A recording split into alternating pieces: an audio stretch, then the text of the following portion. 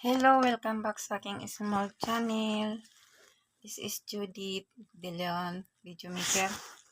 Kahapon, birthday ko, July 24. So, hindi ako makapag-post ng today is my birthday. Kasi may problema ako sa aking pamilya, sa aking apo, na ni-request ng doktor na pa-CT scan. Kasi, nung na-hospital siya, nagka-pneumonia, palabas na kami, takbo-takbo kasi siya sa hospital, natapa na yung ulo sa sahig. Pero hindi naman gano'ng kalakas ang impact kasi namulan lang siya, wala naman bukol. Pero ni-request ni doktor na for sure daw ipa-CT scan. Kasi nung nandoon kami, skull x-ray lang, pero wala silang nakita. For sure daw kailangan CT scan. Kasi kaya kami sa labas na lang daw kami magpa-CT scan. Na-request sa amin na pag-follow up yun ang dadalhin. So, kaya kami pinalabasan dahil siguro sa sobrang dami ng mga pasyente. Masama kami doon. Mga critical condition sa isang room. May TB, magaling na si Bibi. Sa kanyang sakit. Admit naman kami ulit ng dahil lang doon. So, sa labas na lang daw kami para follow up yun, dalhin na yung result ng check-up. CT scan. So, kahapon CT scan, birthday ko. So, sobrang nalungkot ako kasi hindi ko pa nalaman yung resulta. Kaya, kabakabahan pa ako. So, isa pa, umuulan dito, malakas ang ulan.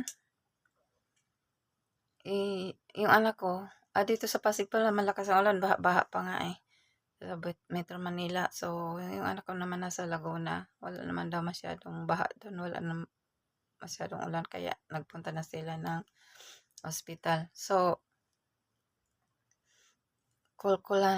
call and text na lang kami ang nangyayari. So dahil sa sobrang baha kahapon, hindi maka-deliver yung kung order man online, hindi rin makalabas para punta doon makabili man na lang ng cake. Merong store dito, maliit na grocery. So, ito yung nabili ng boss ko. Maliit na cupcake. Nilagyan namin ito ng candle. Tapos kinantahan nila ako ng happy birthday. Natatawa nga ako kasi sabi ko, okay lang naman kahit wala. May import ma-import sila. Kaya, ito, salamat na lang din sa kanila. At sila din yung tumulong para mahiraman ko ng pera para dun sa dagdag sa pangangailangan ng pag-CT scan at saka doon sa kapatid ko, malaki ang nahiram kong pera.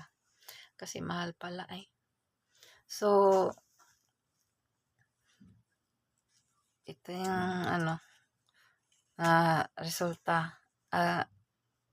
Yung lumabas ang resulta, pala, yung normal lang, saka walang damage yung brain. So, sobrang tuwa ko na ganun ang resulta. So, ito yung big gift sa akin ni God na pinagdarasal ko sa kanya na sana okay yung baby namin.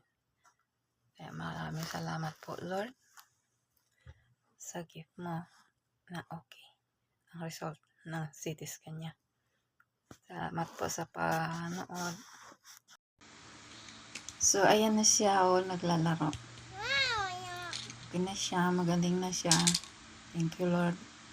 It's a big gift for me na okay yung resulta sa kanyang CT scan.